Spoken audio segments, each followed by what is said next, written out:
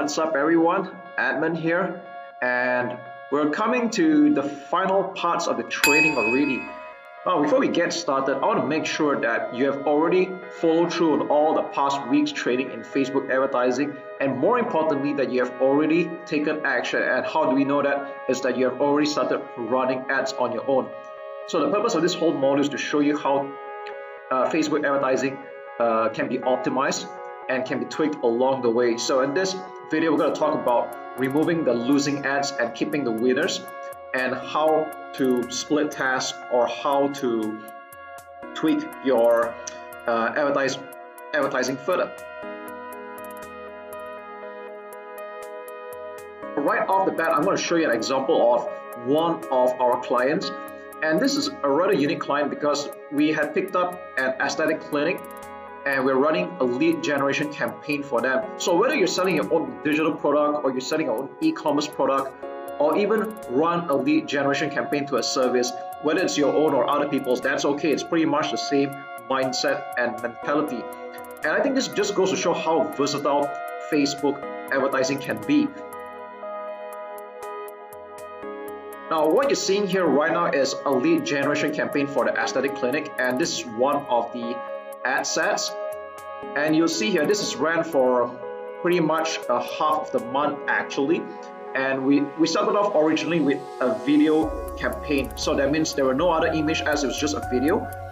This was running initially because we were having problems with the client providing images for us to use, so we just ran our own version of the video, and this was getting okay. It was getting about 3 leads for its duration, and it was getting about $10 per lead.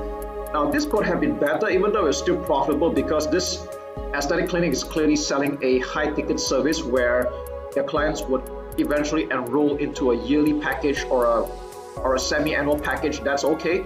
We know that they're going to make money, but of course we were not satisfied with the results. We wanted it to be better, and then we started to introduce 2 more image ads. Now take note that this was going to a Chinese speaking market, but the mindset remains the same. The way you write the ads, whether it's in English or another language, is still pretty much the same. So we added 2 more image ads in a while, probably a couple of days later, and then we have all 3 ads running. So there's 2 image ad and 1 video ad, and we notice that we can see the stats here that this Chinese image ad number 1 was generating 6 leads, and the cost for acquiring the lead was a lot cheaper. It's like 1/3 the cost, $3.41. Wow. Okay, and then if you notice this other Chinese ad in image form here, now this didn't generate any lead at all. Alright, now you might notice that even if you run it for a good 4 to 7 days, normally that's what I like to do, you want to run it for 4 to 7 days. Some people have this habit of quickly making a decision after 24 hours or 48 hours. Now that's just rubbish. Alright, when you do Facebook advertising, it should be a long-term game, and if you want to clearly see the winning ads and the losing ads, you should give it at least 4 to 7 days. Now 4 being the fastest, 7 being the most ideal. You don't want to be changing up ads or making a decision so quick in the next 24 or 48 hours, because you need Facebook to give it some time to rotate the ads and test out which one works. So how do you know which one's the winning ad and the losing ad? Now there's no clear-cut way, but there's a few indications I look at strongly. Number 1, when this was running for almost a week, we noticed that even though there were only 3 ads to rotate, the most of the spending went into the first image and still in the Chinese video, but by virtue of the fact that this has been running much earlier, so that's why the ad spend was higher. Alright, but you notice Chinese image 2 was spending only $2.96. Alright, now this is Facebook's way of telling you that it has a preference of running the other 2 ads. So when you see that the ad spend is a lot less for one couple of ads and it seems to heavily prioritize the other, it's kind of Facebook's way of telling you that these ads are more preferred than the other one. So that's one very strong indication already. So actually based on this alone, I would have turned this off already. Alright, so that's one really good indication. Another one, if you want to take a look at, I like to look at cost per 1,000 impressions. Now ideally I like to keep it $10 or below. Sometimes in some market it can get a little bit higher than that, but that's okay. I try to keep this below $10 per CPM or cost per 1,000 impressions. So you can see here all of this are doing pretty good. They're all below $10. All right, click-through rate, I try to keep it 1% and above ideally, but so I think this is slightly okay. I'll still keep it that way. And if you notice, image ad 1 and video ad 1, they were getting more clicks. Now if you see why the video has more clicks, because like I said, this ran earlier, but if they ran about the same time, then I think it would be pretty much a draw. Okay, now if you notice that there are less clicks for image 2, so again, another reason why I turned this off. And you can see that most importantly, these two ads were generating leads. Now the video one was costing more than usual, and this was wanted, but I still kept both running because sometimes it's more like a reminder behavior that some people like to click on video ads and watch. Some people like to just see the image and just get straight to the point. Surprisingly, for a lot of my campaigns, my image ads convert the best, but I will not discount video because videos for a couple of my campaigns, they were doing very great. So ideally you want to have both image and video. You don't just want to depend on one. All right, so this is one of just some of the ways you can actually test out and see which was the losing ad, and then you turn it off.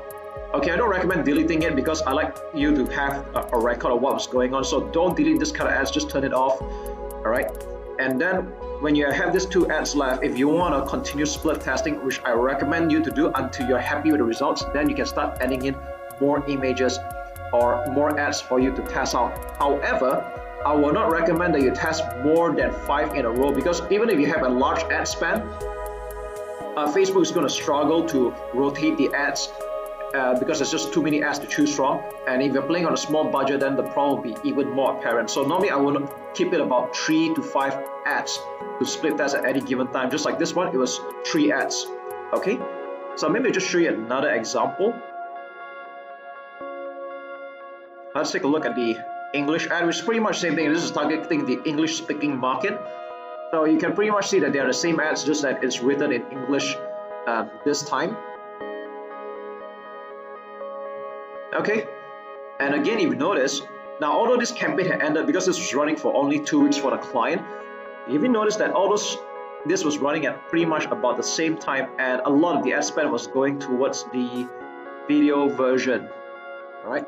And if you look at the leads form here, if I were going to turn off any of this, I'd probably turn off this particular one here, image 1, because this get only 2 leads, and they also get a little bit more as well. But I like this image 2 over here in this case, because this is generating 4 leads and at a cost of only what, $2.24. This is pretty good, all right? But of course, like I said, you want to look at a few factors before you decide which one you want to turn off. There's no hard and fast rule. Ultimately, you should keep the profitable ad and the one that's getting you results. Sometimes the cost per lead can be slightly higher than usual, but if it's getting you results and you have a way of covering and profiting that through your funnels, then more power to you, all right? But between these 3 ads here, I'd say the image 2 is the winner. If I were to turn off any of the ads here, probably the image 1, since very little ad spend is going here. Or rather, this is actually still okay, all right? Probably add in another video in this case. Okay, so that's really all there is to it. I'll be putting up a PDF version of this whole split testing and optimizing so that you have a clearer picture. And all the best in your Facebook marketing success.